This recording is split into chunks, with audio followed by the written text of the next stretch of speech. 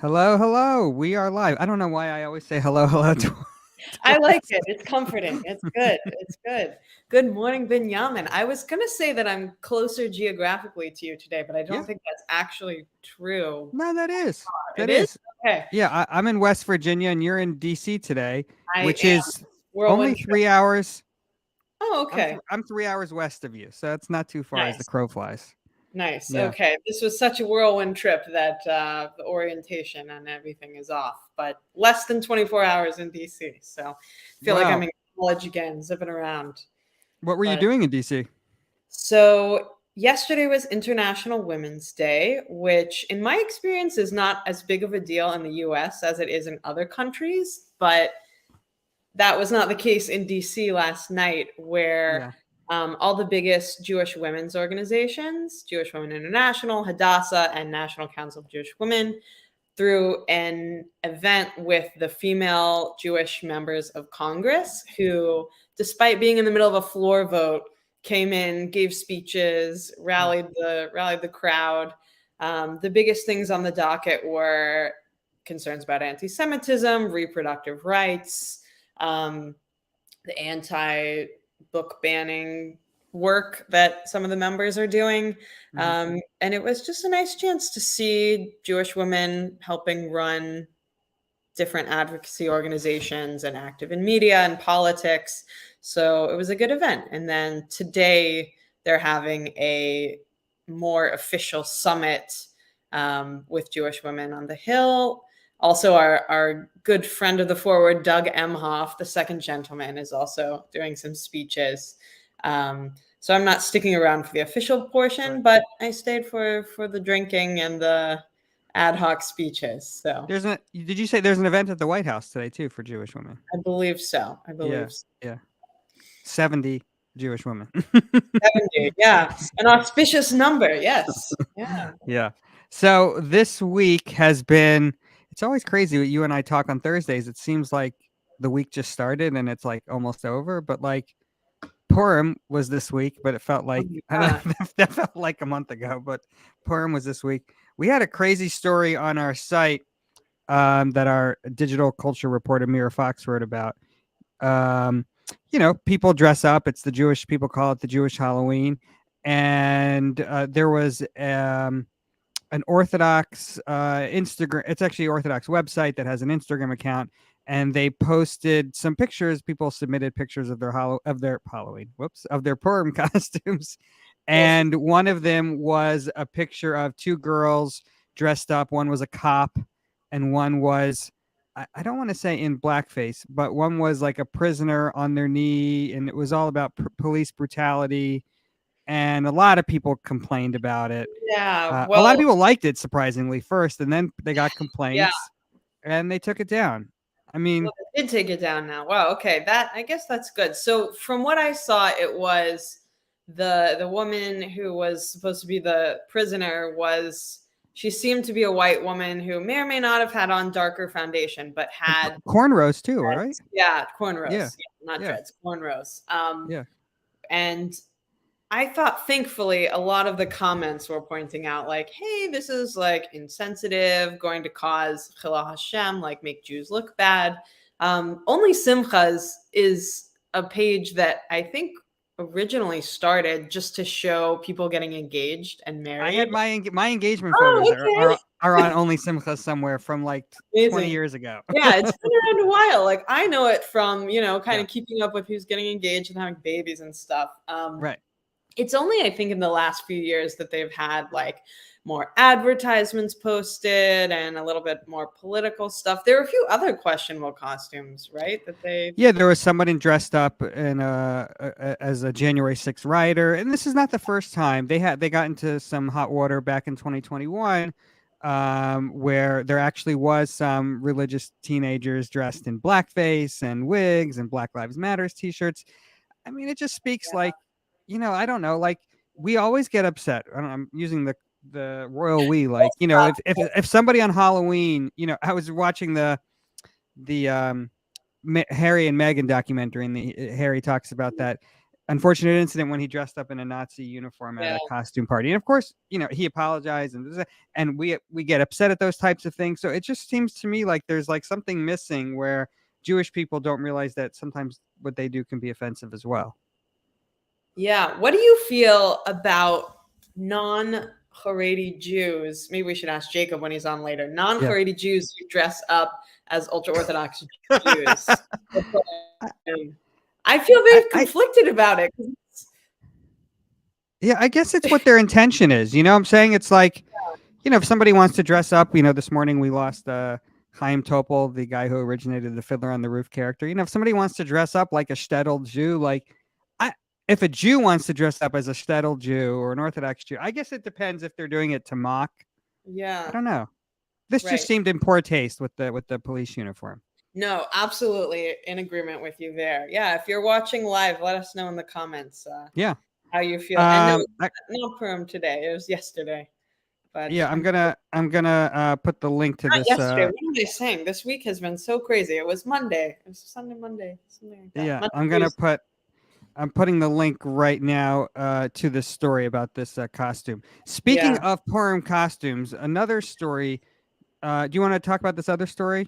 Yeah, we had a smart piece in the opinion section from Mordechai Levovitz, co-founder of Jewish Queer Youth, who made a really good point that a lot of these anti-transgender bills in a lot of states have provisions that target cross-dressing, kind of aimed to stop drag shows. There's been in more right-wing circles a lot of pushes to ban like drag performances if children are around or things like that. I don't really know how common that is, but in any event, Mordechai rightly pointed out that a lot of Purim celebrations include people cross-dressing, dressed up in drag, as part of our religious ritual is to, dress up in these different costumes, and particularly gender-bending ones have a long history on Purim. And he pointed out that it could be difficult if, for example, Tennessee, which has a new law banning drag performances,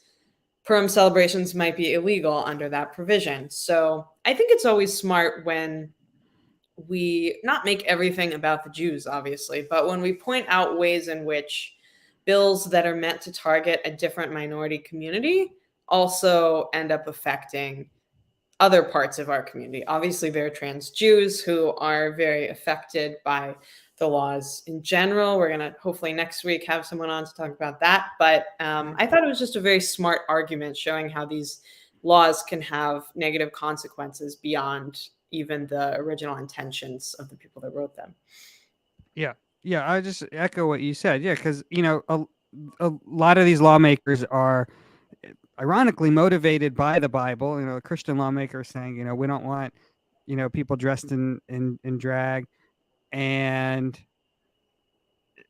right, they're doing it with what they think is well intentioned, but it does have consequences beyond their religion. And part of the beauty as American Jews is that we live in a country that has freedom of religion, and you can choose to do whatever you want. So it always, to me, it's like fingernails on a chalkboard when I hear a staunchly, let's say, evangelical politician promoting biblical values.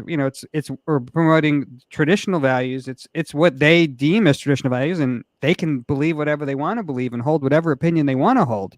Yeah. But the beauty of living in America is that you can't, or you shouldn't be able to. I mean, now we've seen a lot of, merging of those two lines, but you shouldn't be able to push your own belief system onto other people, and especially to cloud it in, it's Judeo-Christian values. I mean, even if it is Judeo-Christian values, it's not everybody's values.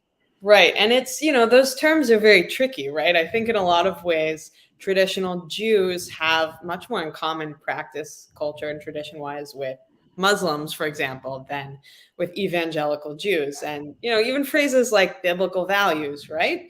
For Jews, it might be a biblical value not to eat shellfish. I don't think most evangelical Christians are holding that particular value. So, yeah, it gets very messy when we try to impose religious beliefs on others, as we can see internationally and throughout the entire course of human history. So I think it's generally good when we stick to, the founding values of not doing that.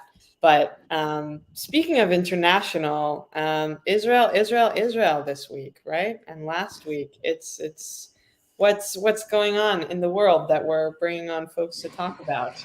Yes. So obviously, if you've been following the news or reading my morning newsletter, there's a plug. If you don't already subscribe to Forwarding the News, you should certainly subscribe. And we've been reporting a lot about what's going on in Israel. Specifically, there's always stuff going on in Israel, but specifically, we've been reporting on Israeli Prime Minister Benjamin Netanyahu and his new right wing government. And one of their major legislative plans is we keep saying it's to overhaul the judiciary, which is a very esoteric term for people not in the know. But Right. basically, as Americans know, we have three branches of government: president and the Congress and the Supreme Court. And it's a system of checks and balances. And so Israel has something similar to that. They have a prime minister, they have a Knesset, and they have a Supreme Court. And basically, what Netanyahu wants to do um, is he wants to, we wrote this in this morning's newsletter. Someone called it neutering the Supreme Court, Mhm. making them not have any power, or making it that he can overrule something that the Right. Supreme Court says. And so a lot of people in Israel have been protesting, and those protests have seeped over Yeah. to the United States and the And American when Jewish Benyamin community. says a lot, not like 100, like protests of hundreds of thousands of Hundreds people. of thousands of blocking streets, and they're happening every week. Today, actually, in Israel, they had what they called a day of resistance, where hundreds of thousands of people came out in all different cities. Some of them were blocking the Ben Gurion airport entrance today because Netanyahu was leaving town today to go on an official trip to Italy, and so they were trying to block his his driving to the airport. But he actually figured out a workaround. He took a helicopter to the airport instead. But That is, so basically, what Netanyahu is trying to do is, make it so that he and his government can overrule anything that the Supreme Court says. And so you're starting to slowly chip away at a democracy, and move more into what many commentators and pundits are calling more of an autocratic or a dictatorial type of mhm. um, government. And people view Israel as this shining beacon of democracy in the Middle East. So it's Yeah, troubling to a lot of people. So we right. wanted to bring in today two of our colleagues who we've been having fun talking with in other meetings, and we thought it would be fun to bring them in to Yeah. talk to our audience. First, we have Beth is here. Jacob's not here yet, but hopefully he'll log on soon. Beth, we actually just got out of a meeting talking about different stories we want to do to cover this, and Beth raised her hand, and we said, Beth, you have to say this on the show today. I think I have to just curb myself a little bit. I'll try not to use too many four-letter words. Look, the New York Times columnist Thomas Friedman just had this column. The headline was American Jews, you have to choose sides on Israel. And myself and many of the 1,100 readers who put comments on the bottom of that column said, like, why? Why do I have to choose sides on Israel? I don't live in Israel. My grandparents didn't come from Israel. Do I ask Italian Americans to take responsibility for, explain, and care about everything that's happening in Italy? Do I ask Mexican Americans to explain, take responsibility for, and go protest things that are happening in Mexico? No. Just in the same way that I do not ask my Black friends to, explain racism to me, because that's my responsibility to go figure out what that's all about. Why should that be my particular burden just because I happen to be Jewish? I mean, Israel doesn't really mean anything to me personally in my life as an American Jew. And, judging by the reaction of, the tepid turnout in the streets of New York, never mind the streets of Israel, for the protests that have been organized. And, the fact that, like I said, hundreds and hundreds and hundreds of New York Times readers wrote in basically saying the same thing. That's basically my sense of it. Yeah. Not everybody feels that way. There were definitely some people, who wrote into the Times, and who we know, and people on our staff and our readers who care deeply on both sides. But I Yeah. think there are a lot of people who just don't. Right. Well, I think there's like two things happening that are interesting on this for me. Like outside of the Orthodox community, and even within the Orthodox community to a great extent, Israel became such a communal priority for the organized big Jewish, if you want to call it that. Like synagogues and federations organized a lot of their work in the last 50 years, especially around support for Israel.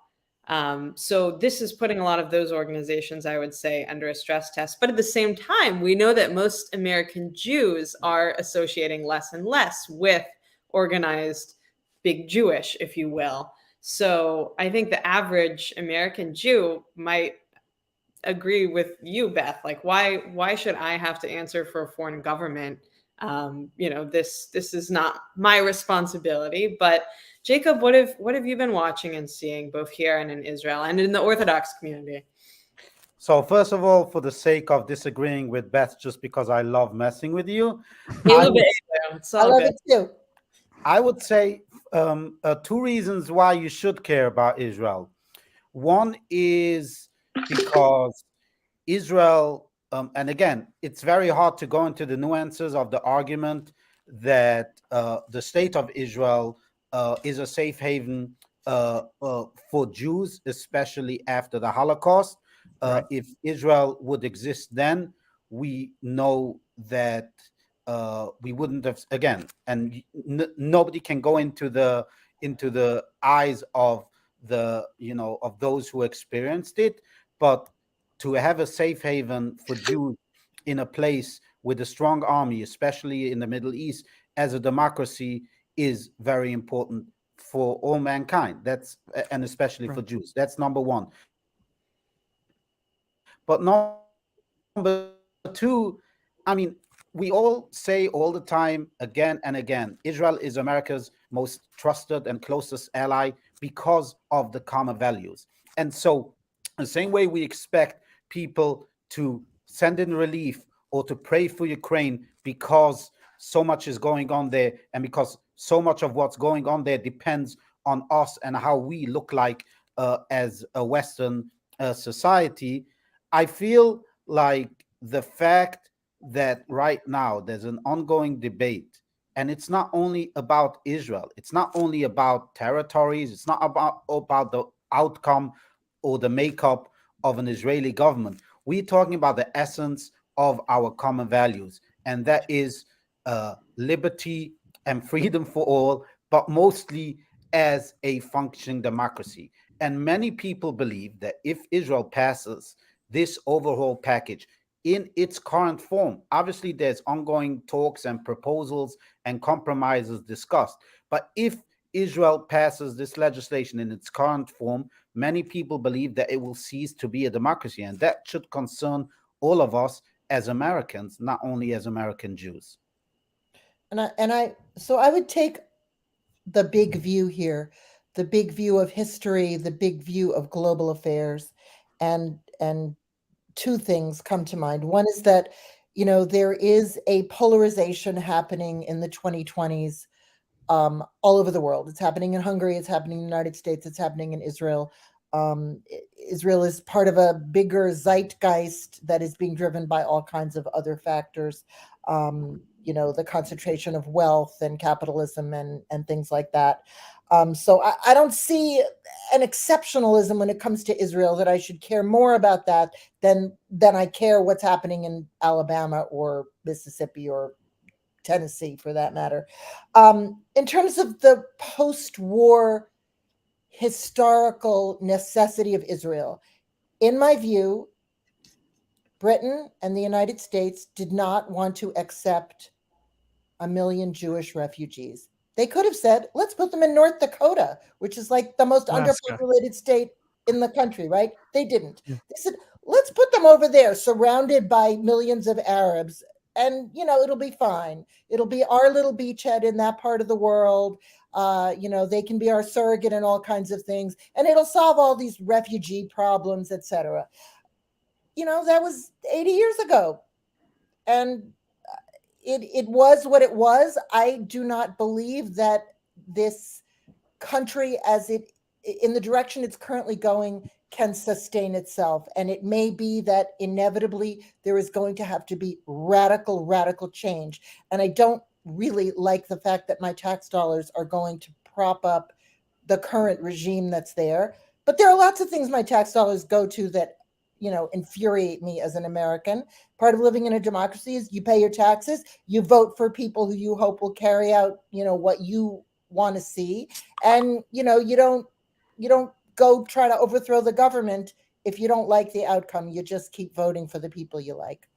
There was something, I can't remember if it was in the Thomas Friedman piece or another op-ed I read this week, but a few leaders have raised the fact that we need some sort of replacement, like strong American Jewish identity, in the same way that Israel was like a rallying identity for so many Jews for so long. I wonder if, Beth, you feel like that ethos exists, and then maybe Jacob, if you could share what some of the other reactions you've been seeing, both in America and in Israel, to what's happening have been. I mean, I think there are progressive Jewish organizations that I certainly don't disagree with, but it's just not a priority in my particular life. I mean, we had a meeting earlier and Jacob said, what I see is that people are busy. They're overwhelmed as it is, unless you're very wealthy in America. And I recognize my privilege as a white woman, with stable housing and a decent salary, that I am better off than a lot of Americans. But even I am struggling to help a younger family member who's 3 months behind on his rent, a 25-year-old son who is still trying to get his college degree, a niece who just had her second baby. We're all just treading water in a lot of families. Yeah. On this point, I agree with Beth, but I'll just make the case for, as an American Jew, right? It's not only about Israel, obviously, right? I mean, not everybody, but if someone has an emotional connection to Israel, like myself, I learned in Israel. I have my 2 kids learn in Israel. I have family in Israel. It's very different. I'll go to Israel even if Ahmed Tibi would be prime minister, right? It's not necessarily what the makeup of the government is, but I would say is that all of the issues that you mentioned is very much our identity, right? If you go, and we live in Brooklyn, so if we go just a few blocks away from where you live, Beth, there's a very vibrant community in Williamsburg, a Hasidic community in Williamsburg, who describe themselves as anti-Zionists. They don't support Israel. They don't support the creation of the state of Israel, or Israel being a Jewish state. And they don't necessarily even visit Israel, because unless you have family there and unless you have a real reason to go, they will pick themselves up and go the same way they go to any other country, but they don't have that emotional attachment to Israel, and therefore they don't care. But if you walk into those neighborhoods, you'll see the same chesed organizations, you'll see the same organizations who care for the poor, who help out large families in need and others. And so what you're describing is, if you are occupied with work, but you're also helping your neighbor, also offering a helping hand to somebody in need, a homeless, somebody who needs mental care, anything what you can even think of, it's all part of our identity. It's all part of our values. And therefore, I do not think that American Jews have to be unique in that aspect, that we have to think that we have to do it because of our identity. But whatever we do it in that lens of tikkun olam, that lens of making justice, in that lens of practicing some of the commandments that we have learned in the Bible and the Talmud. But also, as identifiable Jew, it's very different, because when I go to places, I identify myself by my looks and by the way I dress, by the way I conduct myself as a Jew, and therefore I have to be careful where I go, what I do when I'm on the street, and also I can be vulnerable to attacks. So it's sort of very complex to think of this larger part of identity, but in everyday practice, I feel like we conduct ourselves as an American Jew in every aspect of life. I mean, I don't personally think that Jews have we're not the only culture that takes care of our neighbors and Right. family members in need. I think that is true of, most people who have the means to help someone else. And I think that's, I don't, Jews may have set that example, 6,000 years ago with a lot of the things that are in the Old Testament. But I don't think we have a unique claim on it, I would say. And I just, for the record, my last name is Harpaz. That's Goldberg. My father-in-law came from a big Polish family. They saw what was happening in the 1930s. He went to Israel. His name was Beryl Goldberg. He changed it to Dov Harpaz. And I proudly took my husband's name, for that reason. And anywhere I go, anybody who speaks Hebrew, they're like, well, are you Israeli? You're my cousin, whatever, which is great. But I also have an ancestor who came from Ireland when Britain was, causing the famine. And I don't feel any more responsible for the troubles than I do for Netanyahu's misdeeds. You guys, this has been great. It's so nice to have two very smart people on. It takes the pressure off of me and Laura having to. I'm sure everybody listening knows that Jacob and I, we have the utmost respect for each other. We have great conversations. I absolutely salute Jacob for, that he rides the subway and he goes out in New York City, which, he is vulnerable in ways that I am not. And I salute him and all of the visibly Jewish New Yorkers who, they have a right to feel a little bit afraid. And I've always been made to feel welcome, especially in Crown Heights with our Lubavitcher community. I have very good friends there who have made big differences in my life when they have reached out to a helping hand to help me out at various times in my life. So, we are brothers and sisters, even when we disagree. Yeah. That's a good place to end the Israel note on, I think. Yeah. Yeah. Amen. Well, thank you guys for joining us, Jacob and Beth, and we will see you at the virtual water cooler. Yes, we'll have to have you on again. Thank you. So Benyamin, before I rush to catch this train back to New York for yet another Jewish event this evening, who is your nominee? Let's start with the tzaddik or tzedekis of the week, or tzedekis sot. Who are we nominating this week? Well, we saw the passing this week of Judy Heumann.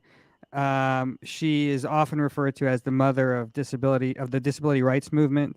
She was really integral in getting people with disabilities. She worked with various presidents, different administrations, and she was just a powerhouse when it came to, oftentimes she talked about Jewish people who were disabled all people who were disabled, are sometimes invisible to the general population and their needs are not met. And Judy was a staunch advocate for all of them. And, she even talked that we interviewed her in 2021 and she talked about how how she was dealing with the COVID pandemic and how actually, being on Zoom was actually in some ways good for people who were disabled. It was much easier to get to services on Zoom. Yeah. But anyway, she actually made our list we had a list that we published a couple months ago called the Forward 125 of the 125 American Jews who shaped our world in the last 125 years, one person for each year. And she made our list. I think it was for one of the years in the 1970s when she helped pass a disabilities law. So that's our tzaddikas of the week in honor of International Women's Day, International Women's Month. Perfect. Yeah. Zichrono lebracha. And we also have a group of the Nudnik. We got some Florida Nudniks this week, as usual. Yes. You want me to take that? I can take this one. Go for it. Yeah. Yeah. So I read this story. We published this in the newsletter this morning. This was our Nudnik of the week, and that is these Republican law. This goes back to what we were saying at the beginning of this conversation about we were talking about the Christian lawmakers who were trying to outlaw drag shows and that may impact future Purim parties. This to me rings very similar. You have a bunch of Republican lawmakers in Florida who are of the belief that college campuses mostly invite liberal speakers to their campuses to speak, and they were upset with that, and they're pushing legislation, introducing a law that would require college campuses to have more multiple, diverse, and opposing viewpoints represented on the speakers that are invited to campus. Okay, Sounds but good. it sounds good, but if you think about that, there's a ton of unintended consequences there. And this was we had a quote from a Democratic representative from Orlando. She said, "So wait a second, you're telling me, if we invite a speaker to talk about anti-Semitism, we invite a Jewish speaker to talk about anti-Semitism. Are you saying?"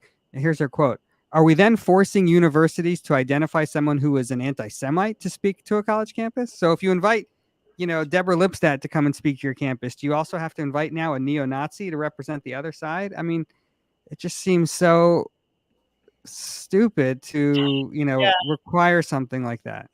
It's like I sort of understand the underlying idea. Again, diversity of viewpoints is good, and I do think there is a real sea change recently in universities where we don't always get that viewpoint diversity or it's challenged. But I think often trying to regulate your way out of a problem in this way, there's so many unintended consequences. So yeah, I think that counts as Nudniks of the week. Speaking of diversity of opinions, Laura runs our opinion section, and we always try to run a diversity of opinions. And so, except on the Holocaust. So, I mean, there you go. There's a good example. So, no, we also have a diverse array of viewpoints and perspectives on the Holocaust. All anti, though, I'm pretty sure. So. All anti the Holocaust? Okay. All anti. On that note, we'll wrap things up here. I know, Laura, you have a train to catch. I do. And so anyway, hope everyone enjoyed today's episode. We'll hopefully be back, barring anything unforeseen. We'll be back next Thursday. And take care. Have a safe trip, Laura. You as well. Bye. See ya.